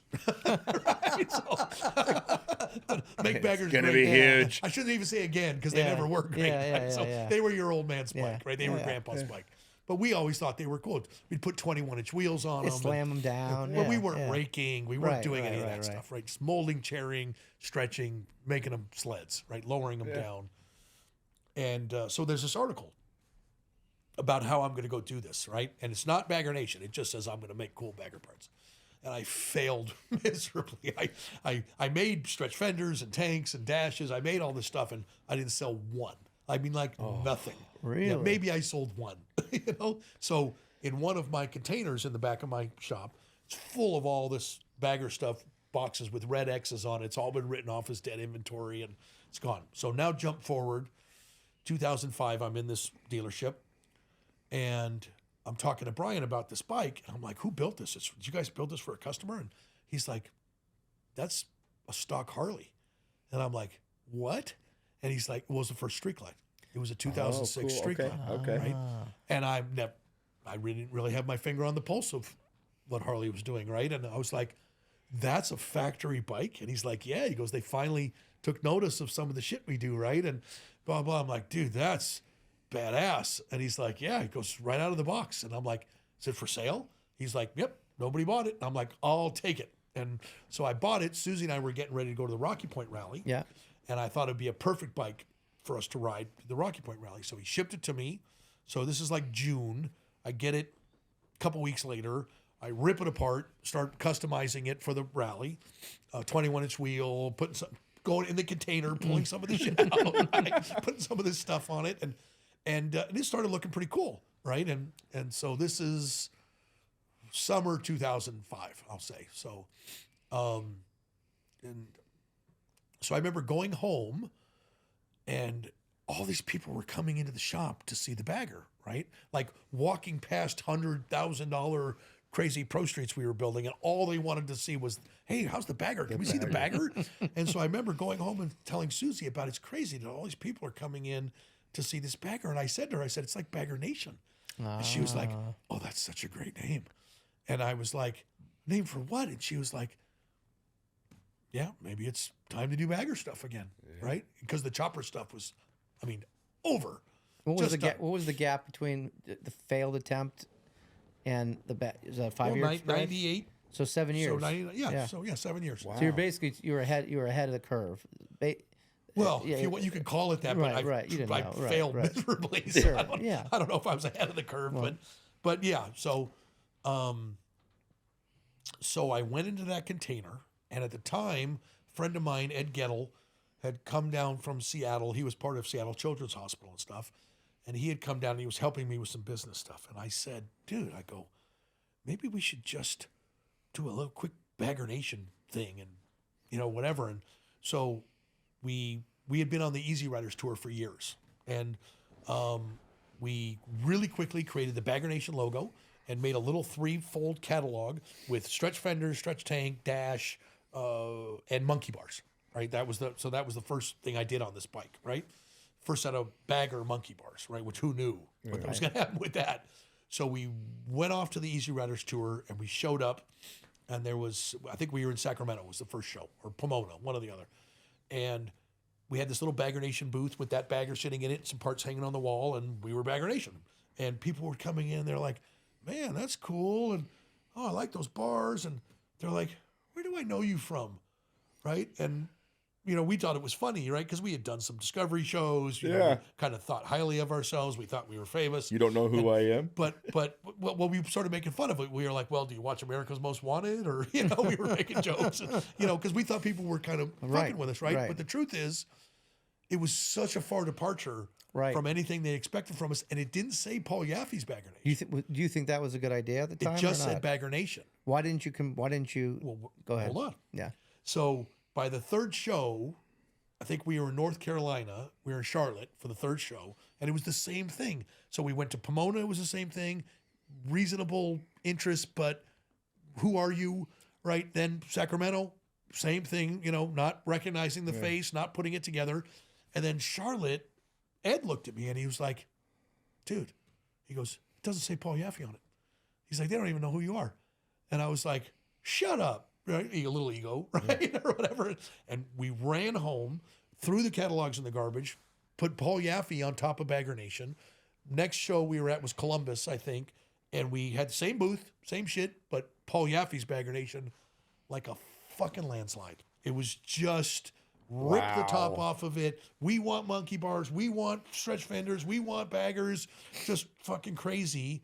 And then right after that, I did another street glide for Sturgis, 2007, 2008, and did a couple other street glides. Hadn't touched a road glide yet, right? I hated road glides, right? And then it was like 2008, and I had a 23-inch wheel from my friend Ron at Metal Sport. And the guy who was working with him, Doug Magoon.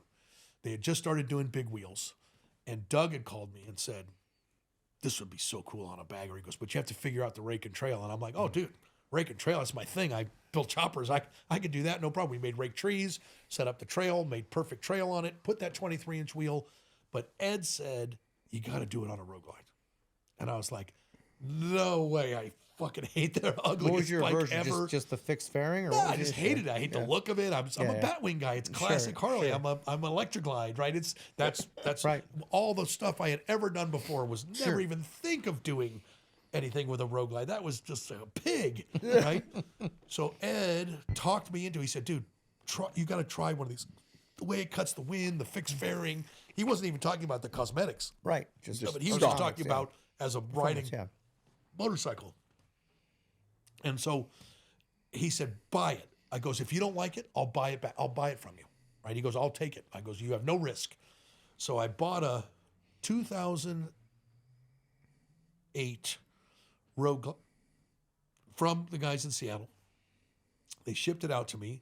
We put the 23-inch wheel on it, stretched the fenders, stretched the tank, kind of did a whole treatment to it. And we ran out of time before Daytona to paint it. So it was just in primer. So I called Gary Chris, my painter at the time, and said, will you come over here and tiki this thing out? I go, just put some tiki shit on it and make it look like a funky old primered hot rod. And we ended up putting like this coupe devil's head on the back. And we actually drilled holes in the teeth of the Smile and put rhinestones in it like a grill. And we did all this kooky shit to it. And I took it to Daytona. Oh my God, the fucking world went insane for this 23-inch road glide. And there's pictures of it in the shop of me riding it. But that was what the Bagger Nation stuff started before that, but the bigger wheel really changed it. And no one else was doing big wheels back then? Nothing. Nobody had ever seen anything like it. No, interesting. It was just, it was amazing. And they didn't even know that it existed. Sure. 23-inch wheel. So we got home from that, and Doug and Ron, Metal Sport, had called. Ron was separating from Doug, but Ron said, I have a 26-inch wheel. He goes, and I have a tire. He goes, and you should think about, Doug's gone, but I have this wheel. And Doug Eggleston is actually sitting behind me in my office while we're having this conversation, right? Doug's always been risk taker, crazy shit he does, right? And just a great custom sense, right? He just has a style all of his own. Doug does, and he's not a builder or anything. He just always has cool shit, right? Classic hamster, right? And Doug's. So I'm on the phone with Ron, and he's like, I'm like, well, how much is that wheel? $6,500. Damn. Fuck you. There's no fucking way. He's like, it was cut from a 600-pound plate of aluminum. And I'm like, dude, and Doug is literally punching me in the back. Buy it. Fucking buy it. Right? He's like, dude, it'll be so fucking cool. And I'm looking at him. And anyway, I turn around and I'm like, all right, send it to me. Right? And so he does. He sent it to me. And I had sold the 2008 in Daytona, and I bought a 2009, and we did the 26-inch wheel on the 2009. That was Chupa Mireda. Which means Chupa Mireda. Means suck my wheel. Yeah. In Spanish. And we built this bike, and I rode it. I unveiled it at Arizona Bike Week. Okay. Yeah. And, man, it rode great. It really did. I was just that Ferris wheel at the time, right? But it looked so good on a bagger. How stressed you on the rake on that? On a bagger. So I put 9 in the neck and 9 in the tree, which kept the perfect 6.5 inches of trail. Yeah. And Mark over at HHI was making me trees to my specs, and we had developed a rake neck kit that we patented. And then we had, stretching fenders and stuff was no big deal for us. It's just what we did, and the stretch tank and that thing and again, it was one of those things. I ran out of time. I didn't have time to paint it. And so I sprayed it red oxide primer and had Gary come over and do stupid. This time I didn't tiki it. This time he did skulls.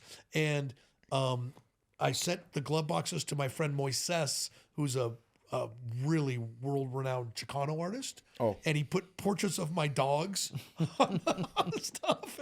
And he put this, and I had this necklace. Susie had this necklace from King Baby, which was this really cool skull. Yeah. So we put the skull on the back fender with the necklace swinging on it. And it was just dumb shit. Right? It was dumb shit. But God, everybody loved that paint job. We did some lime green pinstriping on it. And it was like total... What can we do? Because we don't have time to actually do anything to it. And it just, those primered bikes were just like iconic. Wow. People copied them. We saw versions of red oxide bikes for years after that. But it wasn't because we were like, this is super cool. It was because we don't have any money and we don't have any time. Right. Kind of thing. But did you end up selling that one? Yes, I did end up selling it. I ended up painting it for the Prince of Kuwait.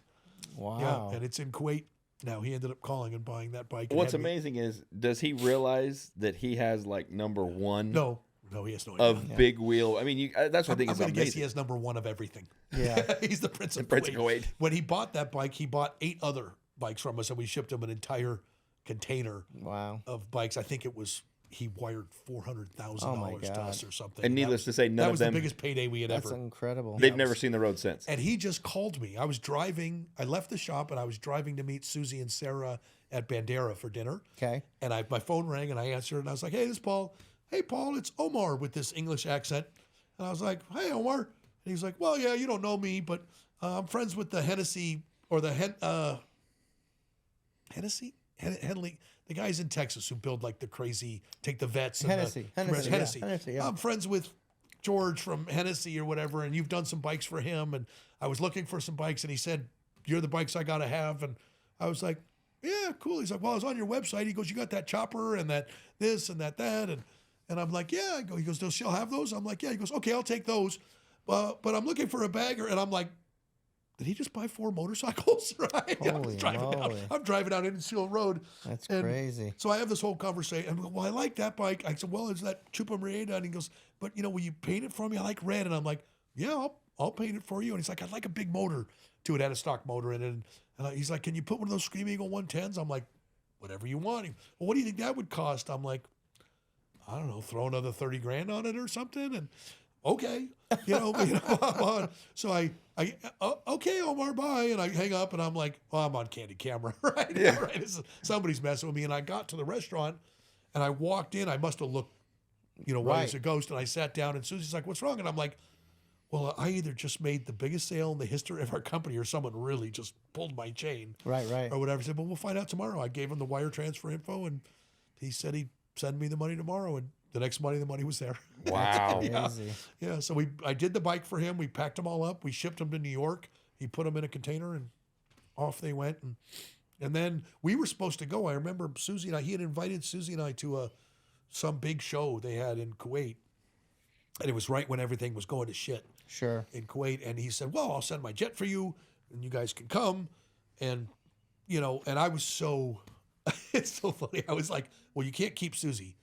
Well, no, of course we won't keep Susie. I go, I'm just making sure. Yeah, you can't keep her. That's funny. Yeah. And she said the same thing. I'm not staying there. I said, no, they're not going to keep you. Yeah. No, they were saying, you can keep Paul. Just... Did he ever buy any more bikes No, from you or he not? didn't. He didn't. Everything went to shit. And he called and said the show got canceled, but I'll follow up with you and blah, blah. Never did. So I got a couple letters from him just saying, hey, I love my bikes. And That's amazing. awesome. that kind of thing. You've had, I assume you have some customers that have been really loyal and bought multiple bikes from you over the years. Many of our first customers that we had way back in the early 90s are still our customers. Wow. That's one thing I have a huge sense of pride about that. Sure. Is that our customers still, and they'll make a point, even if they don't currently have one of our bikes, they'll come by the booth and say hi, and they're just family. Yeah. That's the best way, the Tony Mullins, the Scott Beckers, maybe I should say their names, but No, I mean, fine. Tony walked into my shop in 1991 with Roe and Courtney and Julie, and they were babies, and he wanted to buy a set of pegs that he had seen in some hot bike ad or something. Yeah. We were just, starting to make billet stuff, and he bought the pegs and whatever, and then he says, God, he's looked like Julie, and he was like, maybe I should have him mess with my Fat Boy or something, and Julie was like, oh, that'd be cool, and I don't know, a few months later, he called me and was like, hey, I'm going to send you my Fat Boy. And there's a picture of him on the wall in the hallway outside of Kevin's office, sitting on that Fat Boy with a big Sounds like thing. Tony. And you should see the picture. It's great. Yeah, I posted something about it not too long ago because we're just finishing this epic 2-year build for him. Sure. And I've built him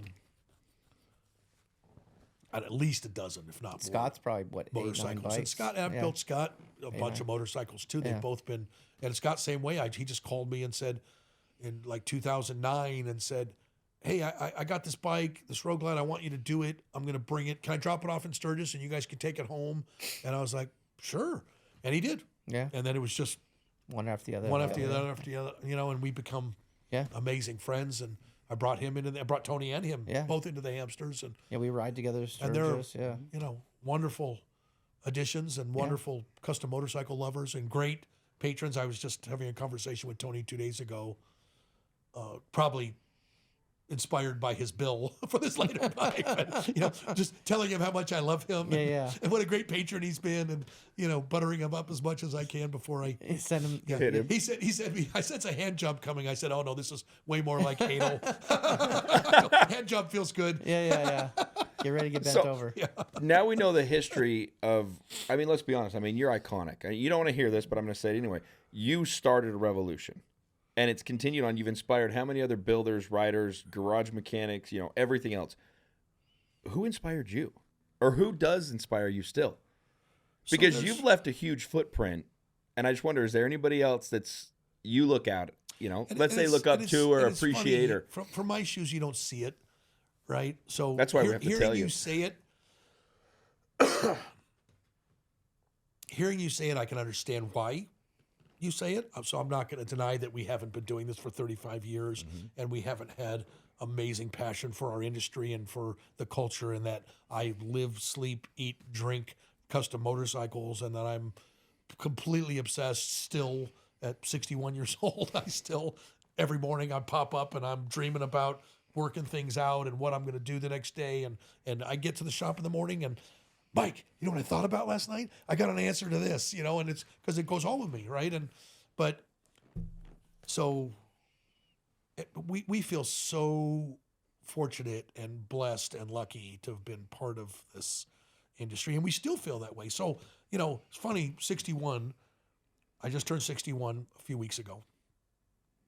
And part of it was like, holy crap, I'm getting old, right? I'm getting AARP cards, right? I'm getting discounts at the ice cream store, whatever. Lost your train of thought, right? Right. I'm getting letters from Social Security telling me what I'm going to, when I take my benefits. In 4.5 years. Holy crap, right? So things change. And then, and just part of getting old. But I'm losing my train of thought a little bit because I'm old. But I was thinking, I'm turning 61, and then I thought, but you know what? Next year's our 35th anniversary of officially being in business, our 40th year of me, doing what I do. But so 35 years, Susie's talking about logos and shirts and celebrations and whatever, and it's a big deal.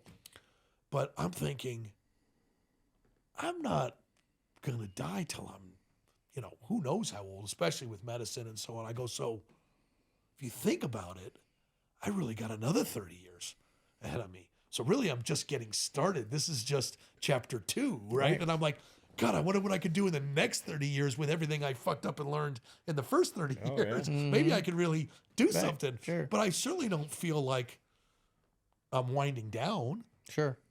Sometimes business stresses you out enough. You're like, I'm so done with this. Yeah.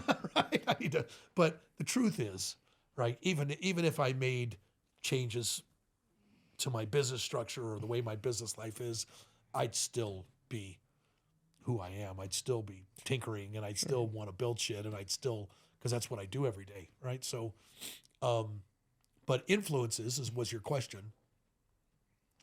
So 2, always, Billy Westbrook was a huge influence of mine, but even more so, Arlen Ness. Yeah, so Arlen was a friend. He was a really dear friend of mine, and he always answered the phone. And believe me, I abused the privilege. I blew his phone up as a young guy and as an older guy, but older guy, it was different. We talked about, hemorrhoids and shit, but earlier it was motorcycles. And he always took my call, and he always took the time to answer my questions. And as I entered different phases in my career, like, should I sell my products to distributors? Back then they had a bad reputation. CCI was copycasted incorporated, right? Because meaning they'd steal everything any good idea you had. But I'd call him and ask him these questions. And how did you do this? And how did you bring your product line? And you got to understand, when I was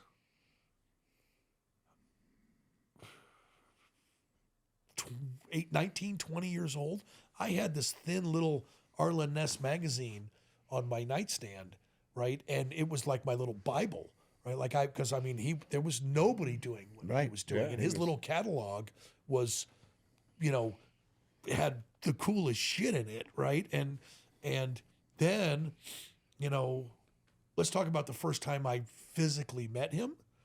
I had built a bike, one of my most direction-changing, iconic bikes. I built a bike called Cashmere in the late 90s, mid to late 90s, and I put it in a trailer, and I took it to Del Mar to a show called the Concours d'Elegance in Del Mar. It was that and the Oakland Roadster show were the shows to win back then, before internet, before any of that stuff. And I drove there. I had been working on the bike for days, hadn't slept in days to get the bike ready for this thing. And the owner of the guy who had commissioned me to build the bike was flying in from Missouri to meet me and see the bike for the first time. He had never seen the bike. And so I parked it in front of this hotel. I took it out of the trailer and put it in front of this hotel because the next morning I was going to ride it to the show. And I passed out. Just needed some sleep. And I got up, went back out to check on the bike, and there was 100 bikes surrounding it. Well, my luck, I had chosen the Hamster Hotel to stay at, and I had no idea. That's funny. So I came out, and there was the whole front of the thing was filled with bikes, and yellow shirts everywhere. And it's funny because when I was driving up the 8 to go to Del Mar, a couple of yellow shirts Zipping by, yeah. had zipped by Passed me. you. One of them being Lon Stickney Oh, that's too on funny. Rocket's bike. Yeah. That Oh, wow. that bike that is now Rocket's bike that I Sure. built for his son Rocket. It's funny how everything Comes back around. goes yeah. around, Yeah, right? But so I walked out, and I was like kind of looking at these guys, kind of groggy, but I could see there was a couple of guys underneath my bike, right? And I was like, what are these fuckers doing to my bike, right? So I kind of briskly walked over there, kind of stood over it, looked, and said, "Can I help you?" Right? And one head pops out, and it's Arlen Ness, and he's like, "What is this suspension? What did you do here?" Right? And then the other head pops out, it's Corey, right? And I'm just like, right?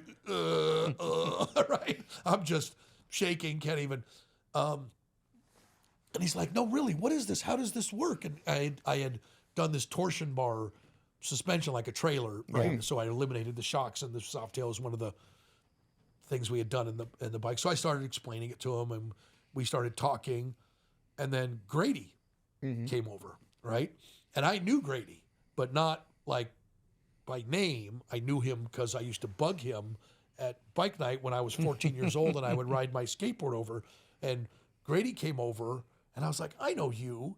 And we introduced ourselves to each other, and I told him, some stories. And I knew every bike he had ever owned because I had been to the bike nights and seen him. And he was like, "Wow, that's crazy," right? And blah, blah, blah. And then there was this guy, Don Mills from Oklahoma. He was watching all of this whole thing go on, and he came over and he was like, "Who are you?" And I was like, "Just me, long hair down to my ass, kid." And he's like, "You know what?" He goes, "What are you doing for dinner tonight? You want to come to dinner tonight?" And I was like, "Sure." So he took me to dinner. It was just me and him. He took me to dinner, and we sat on this patio, and he explained the hamster thing to me and told me what. And I said, "Well, I'd been to Sturgis, and I had seen the Cottonwood Lodge, and I had gone over and seen the stuff, and I knew of it, but I didn't know of it." And so he's like, "Well, in the morning we get up and we all ride in together to the Concord, and they give us a special gate, and we get this kind of privilege." And he goes, "Come with us." He goes, "You can still put your bike in the show or whatever." He goes, "But you should ride with us in the morning. We'd love to have you." And I was like, "Okay." And so I did. And then while I was there, after I went and put my bike in the show, and Grady came over, and he suggested that I ride to Sturgis with him in a couple months. And he goes, "Yeah, you should come. You should come ride for you. Yeah, the Hamsters I think would be a good fit for you," and blah, blah. And I did. So I made arrangements, and I rode to Sturgis with him. First time I rode with the Hamsters to Sturgis. So that was 97, 98. So it was probably 98 that I rode with them. And then I think I hung around a little more, and then he suggested to me that I become a hamster. And at that time, it was a 2-year Sure. wait. And so I think in 2001, I took 2 years, and then I got my shirt. Nice. And so I've been a hamster ever since. But That's awesome. that's the first time I met Arlen and That's Corey. And awesome. we've been friends ever. I maybe talked to him once or twice, but he seemed like he was a little bit reserved. Is that just if you didn't know him? Shy.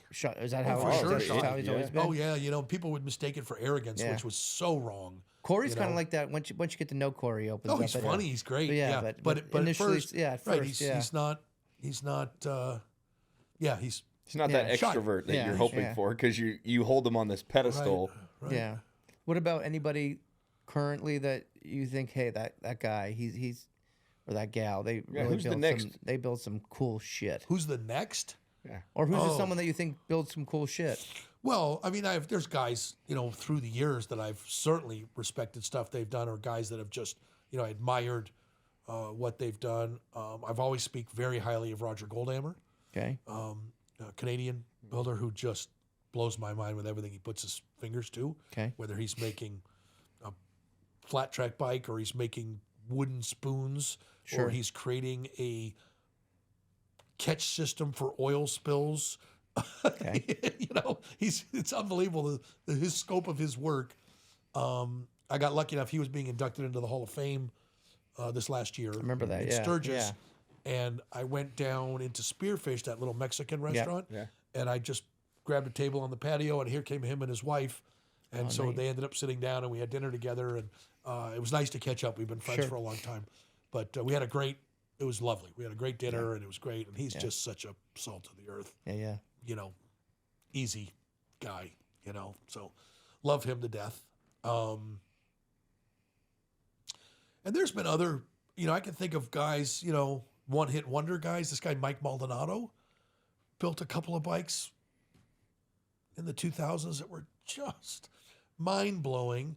But, I don't know his life. I don't know his personal stuff, but didn't turn it into a business. Right. Maybe, you know, but It's unfortunate. just, you know, bikes I still remember. Yeah. You know,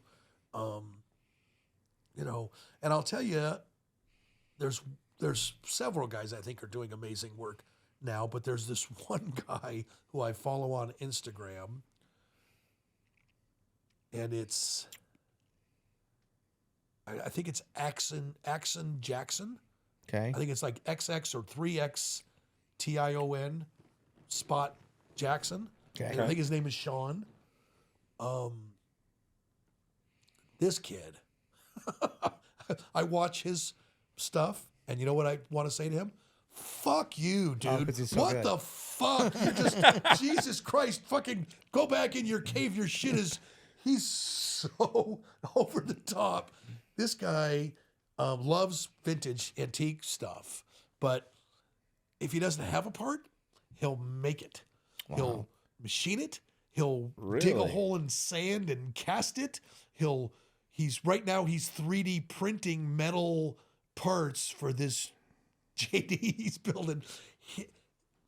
The frame, he takes the engine, and maybe he's only got the case in one cylinder. He'll draw the rest of it out. He'll I lay it see- down, yeah, I he'll saw lay this it guy down on the online. ground, and he'll draw it out in chalk, and then he'll draw Holy the chalk shit. frame he's going to build. Yep. And then he'll grow the neck from 3D printing, saw right? this guy, He's got yep. some NASA fucking connections or whatever. He just built this. The first thing he did, what really blew me away, he built this, I don't even know what to call it. I'll just embarrass myself, but it was like it had like a fucking helicopter turbine that you wind up and then you let it go and push a button and it starts the Well, didn't he build the Pinhead. shotgun fire shotgun. He tractor? did, right? He did the shotgun. Yeah, I know He did that exactly what you're talking about shotgun now. Bike was where looking at this guy. you put a shotgun shell in it Yeah. and you shoot it and it starts the bike. Oh my God. And then he did this thing he just did where he took the blower off the German tank. Yes, I and saw he that blew too. this 1924 twin, and it all runs. Everything it runs. all runs, and he truly creates something from nothing. That's He incredible. draws it on a concrete with chalk. That's incredible. And it turns it, and I just can't get enough of watching him. Wow. Susie's been trying to talk me into calling him and going and visiting him. Sure. And doing like a Yeah, that collab. airplane, that airplane like a mode. You should do podcast, that. just You going should do and that with visiting him. him. She's that- like, you were so nuts about this guy. And I'm Yeah. like, I wouldn't even know what questions to ask him. He's so, he's Maybe we'll have him on Yeah. with Paul. That'd be He's- kind of cool. Yeah. I've never met him. I We'll get haven't him met him here. face We'll to get him face. here. He was at his new bike was at Born Free. Oh, was it okay? And I saw it there, and I was geeking out about it Sure. when I was there and walking around and taking pictures, but I never got to Never got to meet see- him. yeah. Yeah, But I saw that. I yeah. saw that airplane motor one, and it caught my eye because he stands behind the seat Right, he's like got and the starts crank. cranking. Holy It's shit. And at like- first, I'm like, okay, what is this crazy. goof? Yeah. It's not real. Right. And then it fires right up. That's and nuts. And That's it's this nuts. whole girder iron riveted Oh, yeah, yeah. frame. That's crazy. He's just, yeah. guys, this conversation's amazing. Let's do this. Let's put a wrap on this here because this is awesome. Let's just call this part one. This is part one of Paul Yaffe on Motorcycle Mavericks. We are getting raw and real with Mr. Paul Yaffe himself, and we're going to call this part one. So come back next week, and we're going to have part two with Paul Yaffe. We're going to get to learn a little bit more about your actual development of Bagger Nation and where that all started and how you got to where you are today. So come back next week. You will have us here, all of us at Motorcycle Mavericks here for part two with Paul Yaffe.